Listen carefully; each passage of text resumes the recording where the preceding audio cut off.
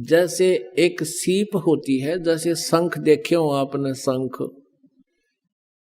ऐसी ही एक चपटी सी एक कीड़ा होता है, उसमें उसके ऊपर कवर होता है, उसका बॉडी चपटा सा होता है, शंख जैसी उसका मटेरियल होता है, सख्त होता है। तो वो सीप जो होती है वो खारे समुद्र में रहती है और ऊपर आसमान से वर्षा हो रही हो और उसका मुंह खुला हो, उसमें वो क्या करती है, एक बूंद ऊपर के आसमान के जल की ले लेती है, स्वाति नक्षत्र बोलते हैं उसको, और उस बूंद को लेकर के वो वापस ही मुंह बंद कर लेती है और समुद्र में गोता लगा लेती है। अब उसमें क्या होता है कि सीप के मुंह पर ऊपर एक मांस सा लग जाता है, अपने ऑटोमेटिकल सिस्टम है, ऊपर एक मांस का कवर सा बन जाता है उसी की बॉडी से, और उधर से वह सीप के अंदर मोती बनना प्रारंभ हो जाती है। जब वो मोती परिपक्व हो जाती है तो उस ऊपर के मांस में एक विशेष महक आनी शुरू हो जाती है, जो सीप के मुंह पर कवर बन जाता है। उस मांस में विशेष महक आती है, और एक पतले से मुंह की, बिल्कुल पतले से लंबे से मुंह वाली एक मछली होती है, उसको सुकचमीन कहा संतों ने। तो वो उस महक को आने से, उसको खाने के उद्देश्य से उस सीप के उस मांस के कवर पर, जैसे ऊपर एक छोटा सा कवर सा होता है, उसको खाने के उद्देश्य से ऐसे टक्कर मारती है। टक्कर मारते ही वो खाना खूने तो कुछ है नहीं, वो फूट जाता है, आर पार उसका मुंह निकल जाता है, वो मोती एकदम समुद्र में गिर जाती है। अब यहाँ इस आध्यात्मिक मार्ग को क्लियर करने के लिए, स्पष्ट करने के लिए कैसे समझाना चाहा है कि जैसे आप जी ने उपदेश ले लिया आपने, जैसे सारनाम मिला नहीं, सतनाम तक आपकी भक्ति चल रही है।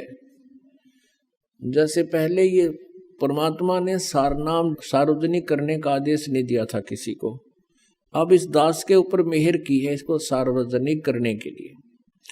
तो इससे पहले जो ये भक्ति करते थे, परमात्मा ने खुद एक मंत्र भी ला करके इनको दे दिया था। इन दोनों मंत्रों के जाप से भी मोक्ष नहीं था, इन दोनों मंत्रों के जो सतनाम से भी मोक्ष नहीं था, जब तक ये सारनाम नहीं मिलता। अब क्या बताते हैं कि जैसे सतनाम आपको प्राप्त हुआ, परमात्मा रह रहकर सतनाम दे दिया करते थे, उनको गुप्त रखने का आदेश भी देते थे। सारनाम ना मिलने से क्या होता है कि फिर वो यही काल के जाल में रह जाता है। तो यहाँ क्या बताते हैं कि सुख जमीन मिलता ना भाई, स्वाति सीप सब ऐड़ी जाही। ऐड़ी माने व्यर्थ। तो पूरा गुरु मिला जिसके पास पूरा कंप्लीट ज्ञान हो और समाधान हो जब बात पड़े। अब क्या बताना चाहते हैं, राजा जनक के माध्यम से परमात्मा हमें ज्ञान देना चाहते हैं।